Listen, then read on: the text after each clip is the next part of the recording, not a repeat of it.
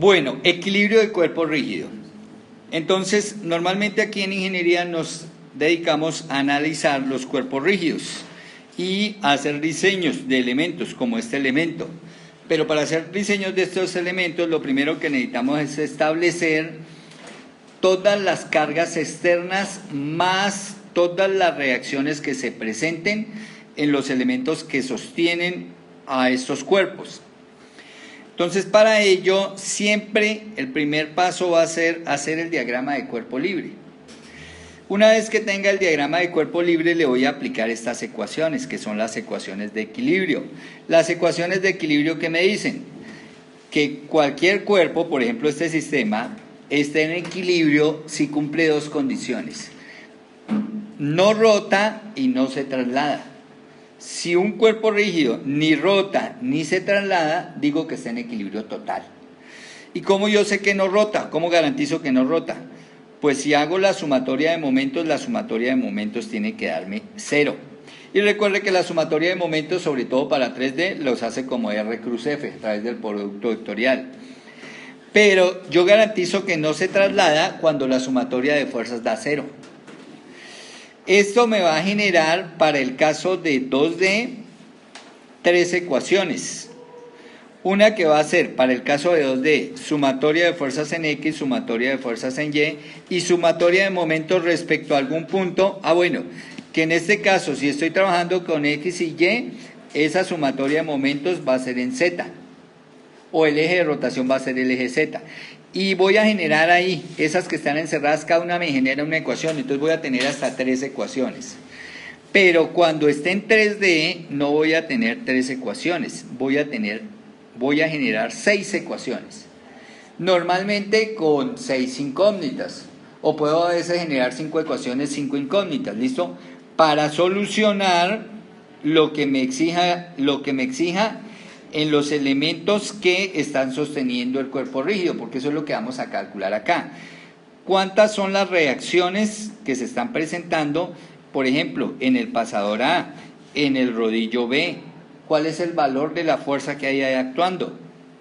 Y para eso, entonces les decía, el primer paso es hacer el diagrama de cuerpo libre.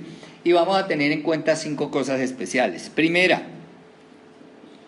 Lo primero es, usted debe tomar una decisión acertada en relación con la selección del cuerpo libre. O sea, hasta dónde llegue el objeto o qué parte del objeto va a tomar. Entonces debe hacer una selección. Eso lo adquiere con la práctica. Después se debe separar el cuerpo del suelo y de todos los demás cuerpos. Así se realiza un croquis del contorno del cuerpo ya aislado. Por ejemplo, miren acá, fíjense en este sistema, fíjense que este volante tiene aquí anclado a él una barra, mírenla, está soldada ahí a él una barra, listo, pero esto está tomado de un resorte, y el resorte, fíjense que está anclado aquí en C, pero adicionalmente cuelga un peso. Entonces, cuando yo voy a sacar el diagrama de cuerpo libre de este sistema, mire cómo me queda. Mire que solamente dejé el volante y la barra. Solamente dejé el volante y la barra, nada más. Y dejé el volante y la barra porque yo supongo que acá esto está remachado y no genera ningún movimiento, que es equivalente a que la barrita estuviera soldada o que todo este conjunto de estas dos piezas fuera un solo elemento, se hubiera fundido como un solo elemento. Y coloco, fíjense, hay unas fuerzas colocadas ahí sobre el elemento. Caso contrario acá, miren, esta es una parte de la grúa, que dice que la anclamos en A y en B, pero realmente puede estar allá anclada a la cabina de la grúa, ¿sí o no? O puede ser parte de una draga, ¿cierto? Pero fíjese que inicialmente yo aíslo solo lo que me interesa, y lo que me interesa es el pescante. Pero además de que ya aislé el pescante, cuando yo vaya a hacer el diagrama de cuerpo libre, fíjese que ese pescante lo tengo acá en A y en B sujeto. Entonces fíjese que acá el diagrama de cuerpo libre es solamente el pescante, mire, nada más. Bueno, y la poleíta que se supone que acá está fija, que está unida al pescante. Y sobre este elemento es que voy a hacer el diagrama de cuerpo libre. Listo, lo segundo que voy a tener en cuenta, acá, todas las fuerzas externas deben indicarse en el diagrama de cuerpo libre. Fuerzas externas.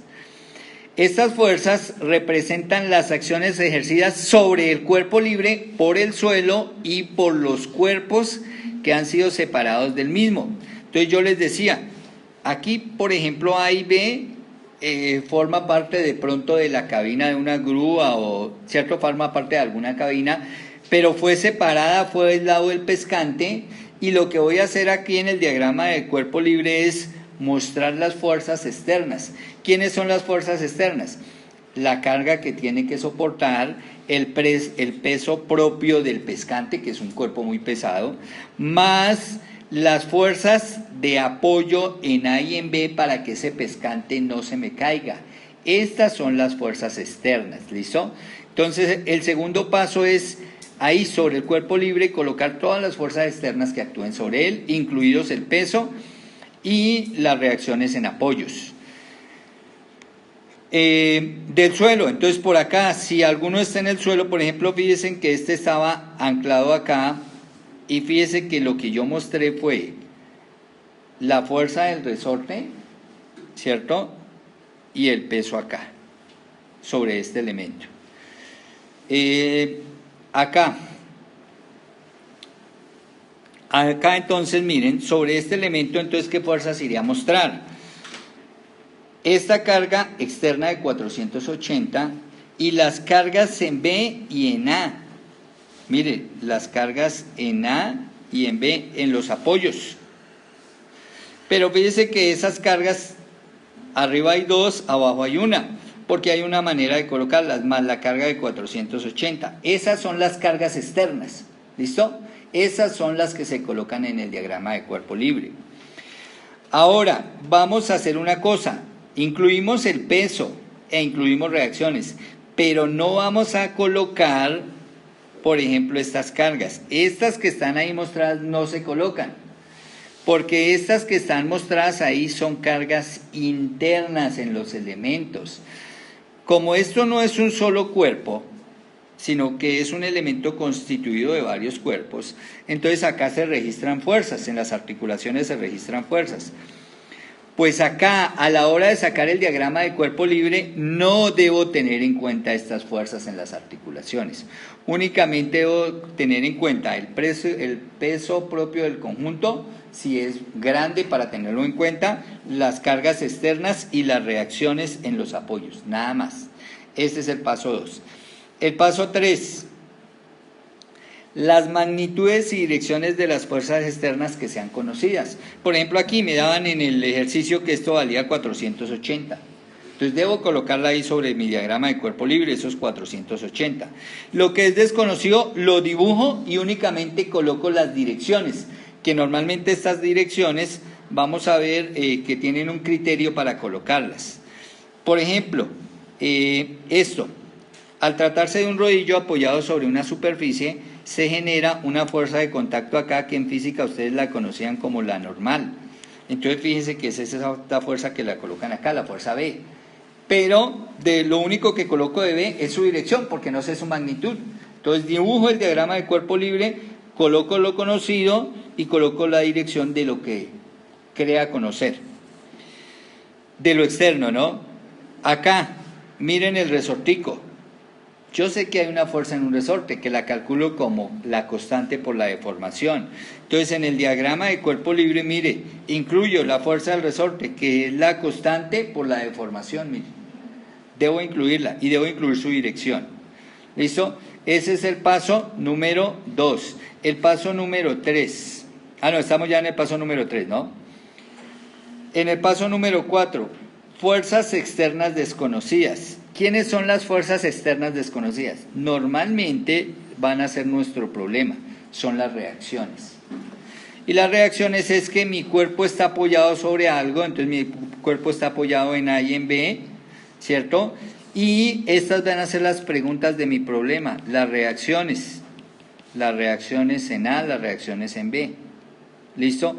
Acá, las reacciones, fíjese, como esto es un volante y está en el centro apoyado, pues las reacciones hay en ese pasador que se dé. Esas van a ser las preguntas de mi problema. ¿Cuánto vale esta reacción? ¿Cuánto vale esta reacción? ¿Listo? Entonces, esas van a ser las preguntas y son las que debo calcular. Dice, las reacciones que lo obligan a permanecer en la posición en que está. Por esta razón, algunas veces reciben el nombre de las fuerzas de restricción.